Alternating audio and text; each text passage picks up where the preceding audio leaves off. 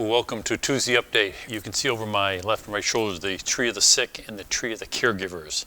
This past weekend we were able to bless, we have 300 hearts here for those in our parish who are sick and about 200 caregivers. We were able to do that blessing for those who are sick and the caregivers. We're going to take all these names and give them to our parish prayer group, which are very, very dedicated in praying for our intentions. During the, during the weekends, if you have an intention, you can see over my left shoulder is the parish prayer book. It's right over there by the St. Pius statue. You put your prayer intention in there, and our parish prayer group will pray for that. One of our parts of our mission statement is to love and serve our neighbor, and I think we do a really good job of that here at St. Pius, and we've always wanted to try and have kind of a local component to loving and serving our neighbor. We do that a lot. And we've always wanted to have also an international component. And in the past, we've had an association with Haiti and the orphanage down there.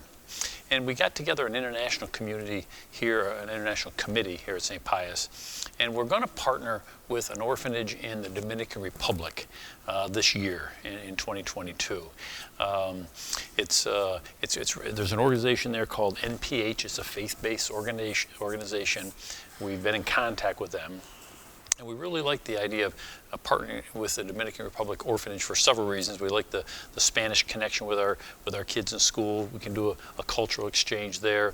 And we can also, we want to try and do some mission trips there. So we wanted to find a place that was fairly safe, for us to be able to take families and students and adults down there to that area. So we're kind of excited about that. One of the representatives from NPH is going to come up here in April to speak to us.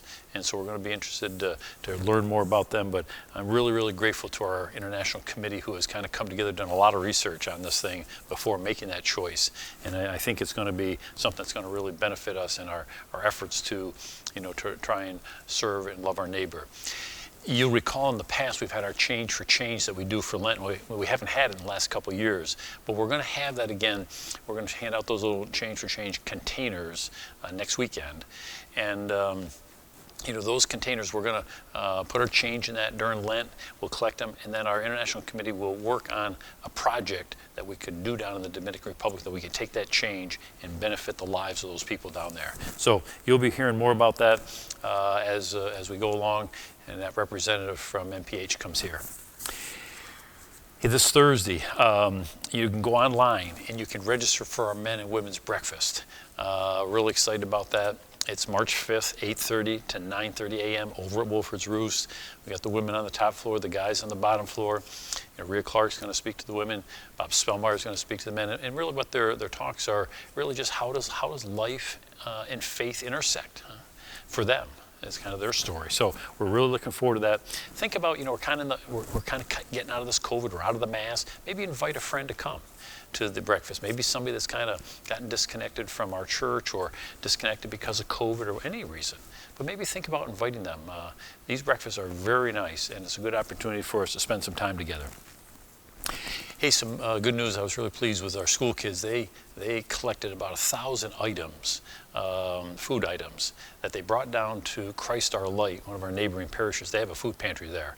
And so I thought that was a really good thing for our school. Again, one of those things of loving and serving our neighbor to help out down there at Christ Our Light Food Pantry. Small group registrations, that's opened up. If you go to our website and you just click on small groups right there on the home page, it'll bring you right to the various groups that are going on. There's a bunch of different types of groups. Just think about trying that.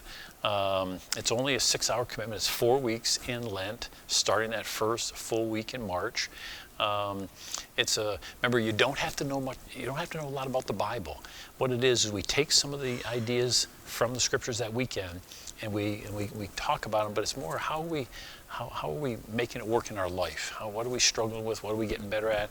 And so it's not a scriptural study. It's more of a real life study in terms of how can we relate the scriptures to our life. And so take a look at our website.